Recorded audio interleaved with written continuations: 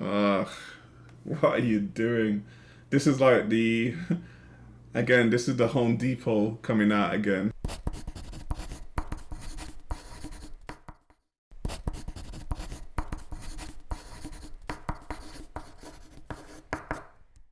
Definitely not something that we use because it pulls heat from the flames and then pumps it out through the vents at the top. But when it's colder outside and not 115 degrees, it's something we like to use often. But before we leave the living room, it's hard not to ignore this bright orange couch. This is something I never imagined would work in a room. Disgusting. Once we started looking through design ideas, the orange couch came into discussion and we thought it was crazy enough to actually work. It's just a fun, playful vibe. So another thought on the spaces here, you do not get a good sense of the human scale.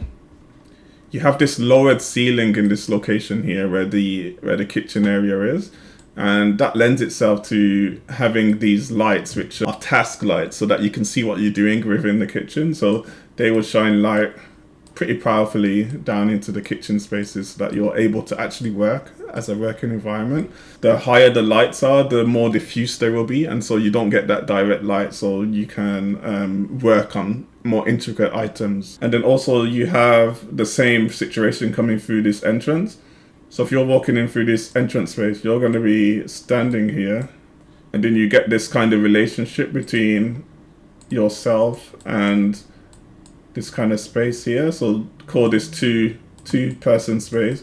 But once you get into the main living space, this is going to increase drastically and open up. So there's no sort of transition. So the comment earlier about lifting up his aquarium, that would definitely help with breaking up the spaces. So I would put this aquarium all the way up to the top, at least, or at least finish it halfway up and then bring some of the drywall down and then fill this up as a real focal point of this space.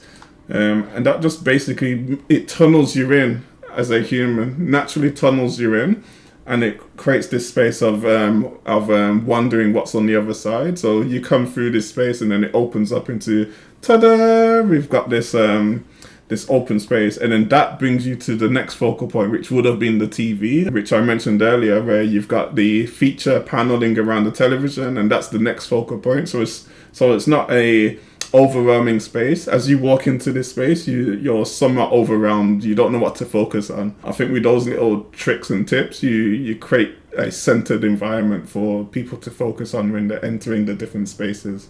The couch is insanely comfortable, and it reminds me of that 90s Nickelodeon couch that I used to watch when I was younger. Here's what it looked like before, and then more recently, it now looks like this. Now, what's really cool about this is that this is a Murphy bed, so we could pull it down as needed, and then during any other time, Macy could use this as her office. We're also in the process. I'm sure Graham's got enough money to have dedicated office spaces. I'm sure he doesn't need to have Murphy beds in there, but it's definitely a good idea if you're tight for space to have Murphy beds, which can pull down and convert a sort of office room into a bedroom quite quickly. The other thing to note is in those bedrooms, I see very standardized windows, and it doesn't lend itself to being architectural whatsoever. Now of installing a door across this wall so we could close it off as needed instead of using a green screen to temporarily close it off. Then down this hallway we have one of my all-time favorite pieces. It's an uncut fossil sheet of hollow Pokemon cards, and every single time I walk by it, it's just really cool to look at.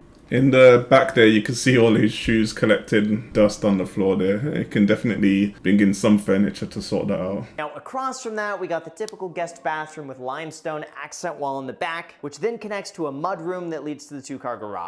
I think this is slowly turning into another aquarium room because we've installed a reverse osmosis unit that filters water into a 90-gallon reservoir. If he's really serious about that aquarium, it needs to be much bigger. I've seen some videos on YouTube where they've very carefully designed their aquarium to suit their needs, and I don't think Graham's at that level yet. He needs to up his aquarium game.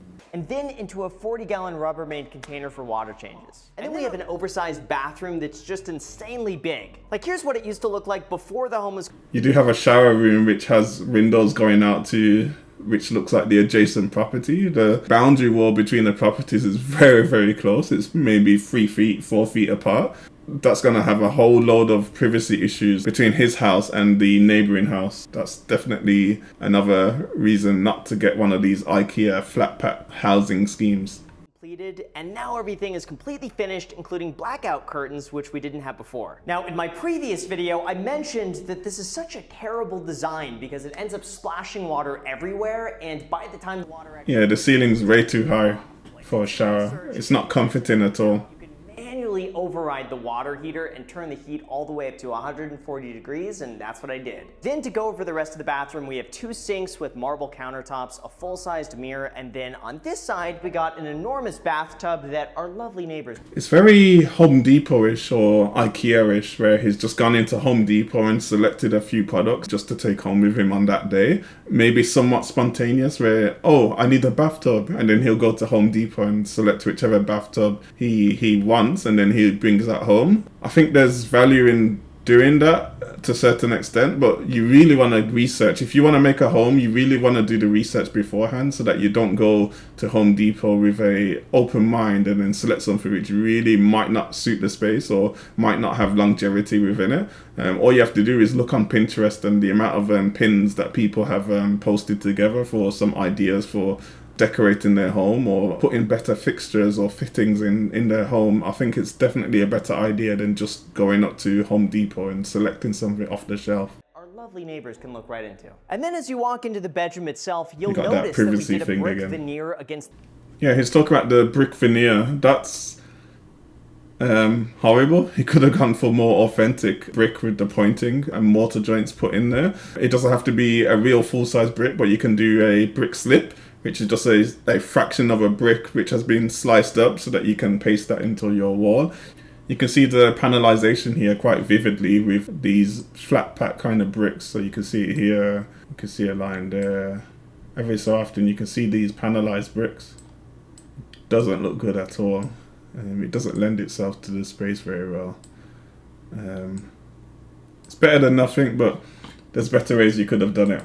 The back wall that might look kind of familiar because it's the exact same brick veneer that I used in my Los Angeles studio, and it's the exact same brick veneer that you're about to see in the garage. Anyway, we got a queen-size bed with 2 floor-to-ceiling nights. He's got a queen-size bed when he's got a gigantic space. He could have gone for the biggest bed or at least customized it for this space, and it's underwhelming again. On either end, we got a full-size dresser that runs the length of the wall, and we got a TV that happens to look disproportionately small for the wall. Then as we continue down the hallway, we got the laundry room. Then on this side, we have Jack's editing room where he finishes all the videos for the second channel of the Stephan show, and this is still a work in progress, but within about 2 months, all of this should be finished and used exclusively for our podcast, The Iced Coffee Hour. We got a handmade wooden table being delivered in the next few weeks. It's going to be coming out from... Finally, this is the type of stuff that's needed in this home. Anything which is custom and bespoke and tailor-made to the home's purpose is definitely the go-to. I mean, Graham's got enough money to do that. He's got enough links within the industry, I'm sure, to do that. As a person who's involved in development and real estate, he must have a contact list which is through the roof so that he can do things like this. As he's always promoting iced coffee and the iced coffee hour and stuff, this is definitely one of his sort of trademark items. If he doesn't make this specific table here that he's got ordered a focal point, I'll be very, very disappointed if he doesn't. Right here with some art right above it, and then maybe some other trinkets on either side to add to the shot. Now you also might notice the ceiling. That was a failed attempt to use spray adhesive to glue foam padding for sound deadening. What are you doing? This is like again, this is the Home Depot coming out again. You can't just freestyle these things. You can specifically design your ceilings to be acoustic. You can have drop panels which hang down from your ceiling. They're permanently fixed in. They provide much better acoustic values than these little stick-on tiles, and they won't be falling down as these tiles are falling down. You've probably somewhat damaged the ceiling when some of the adhesive has fixed into it and has peeled off some of the finish that you had under the ceiling. And now you're going to have to spend more time and effort to repair the damage that has been done. They all started dropping off one by one. And then across from that, we got Jack's room. Here's what it used to look like before, and now here's what it looks like today. And then finally, we got the brand new finished office. Here's what it looks like before we closed on the house, and now here's what it looks like today. Now as you walk in... Now that's a good space. He seems to have spent more time developing his office spaces than to develop his actual home living space. I think if he wants to do this in a more coherent way. He wants to definitely bring some of the design cues from his office space into his actual home.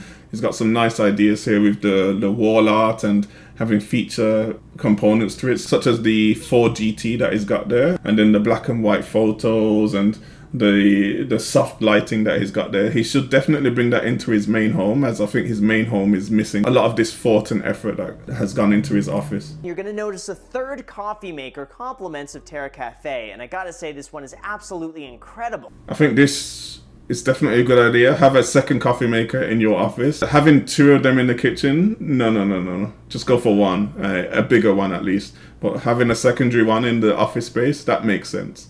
You pour the beans in from the top, you press a button, and within seconds, a fresh coffee is made. And below that, you might notice something familiar. It's the mini Amazon refrigerator that we used to use in the kitchen. I just threw it down here, and Macy filled it up with some coffee creamer and flavored waters for when I don't want to walk to the kitchen. Then from there, we have a couch that I'm able to do most of my editing on, and it also doubles as the podcast studio for the Iced Coffee Hour. I then accented that with an aviation drawer to match the desk, along with the cheap light off Amazon that why is he doing such cheap nonsense in his spaces? It really doesn't go with anything. This kind of crystal chandelier effect on his lampshade. It's also harsh light, so it's not very forgiving on your eyes, and it's not very good. touch to turn off and on. I also bought several of these spotlights from Amazon and placed them around the room, so that way on camera it gives a little bit more depth. So those are good. Indirect lighting is always good. You don't want the glare from any lights coming into your eyes. It doesn't make for a good working environment, especially if this is his main recording kind of studio space. Having a range of lighting is definitely the way to go. We also have these really thick soundproof curtains throughout the entire room to block out any of the echo and completely block out the light so that when that makes sense. All of these are closed up, you're pretty much in complete silence. Then on this side of the wall, we got the whole desk set up with the light, the dinosaur skull, and the posters in the back. I wanted to make this as much of a centerpiece as possible, so I installed a few pictures of the original GT40 Le Mans race in the 1960s and hung some Edison lights above to add a little bit more light to the space and really highlight this car as a background. And lastly, we got the backyard. This was in a constant state of construction mess for the last 6 months, but here's what it looked like before and now. Now, doesn't that look so dull? There's not a sprig of color in this at all. It's definitely 50 Shades of Graham. Now here's what it looks like today. Now I will admit I did make a bit of a mistake when I picked out the materials for the pool. I thought the gray tile was supposed to be around the pool, which would then match the flooring in the living room, and then the white marble would be for the inlays. This also has a waterfall feature that brings out water from the top, and then right below that is a fire pit that we just turned on for the first time the other night, and this is what it looks like. Then at night we've got these really cool spotlights that automatically. The one thing to note about this space is there's also no shade whatsoever. So when that Vegas sun hits down on this space, it's gonna be really, really horrid conditions. So I would expect him to bring some canopies in there, make a trellis in the space, and try and connect these spaces together. Especially connecting the inside and outside space with those big doors which open up to the inside. He needs to make a transition space there so that you can enjoy both the inside and the outside together. Turn on, and that illuminates the entire backyard while creating such a cool atmosphere in the middle of the desert. Now, I didn't really realize how much direct sunlight this entire backyard gets, so I'm working on building a canopy over here to give us. There you go. Because I gotta say, like, after 1 or 2 p.m., this entire backyard gets so hot and it's pretty much unusable with no shade. So this is the next thing we're working on. These doors also open up all the way, so it's perfect if you want to get a ton of indoor Stack indoors. But you know what? It's so hot outside, I'm gonna keep this closed. So that is the final house. And then he just goes into other promotions with his video. So my final thoughts, I think it's definitely 50 Shades of Graham. He's definitely put his own touches to it, but doesn't mean it's the best choice. If he likes it, he likes it. Personally, I'm not a fan of some of the finishes. He's done a lot of work which is standard off-the-shelf work. He seems to be that kind of guy, just very discreet. I'll just pick something off the shelf. If it works, it works. If it doesn't, I'll just replace it with something else off the shelf. This to me isn't very architectural. As a trained architect, we learn to picture the future use of items and how to place them in your spaces more effectively. We also try to design our spaces so that they work for longevity. So you're not always constantly changing things. It might be inevitable that Graham gets annoyed at some of the features and then he wants to swap them out every so often. And as an architect, we try not to do that. We try to keep that longevity, as I said earlier. Ultimately, I think a lot of his spaces are not actually finished, and it will develop over time, and hopefully he brings some of the ideas from the office spaces into his main home so that he doesn't have this awkward sort of delineation between office and home, where the office is so much better than his actual home space. He definitely needs to sort out his feature items in the double height spaces, and he definitely needs to sort out his transition between the inside and outside. He did mention there about putting the canopy in, but he should address that transition coming in through the front door, past his aquarium, into the main living space, and then straight through to the backyard. I think he'll definitely have something nice in the future. It's not quite there yet. If you need an architect, Graham, give me a call.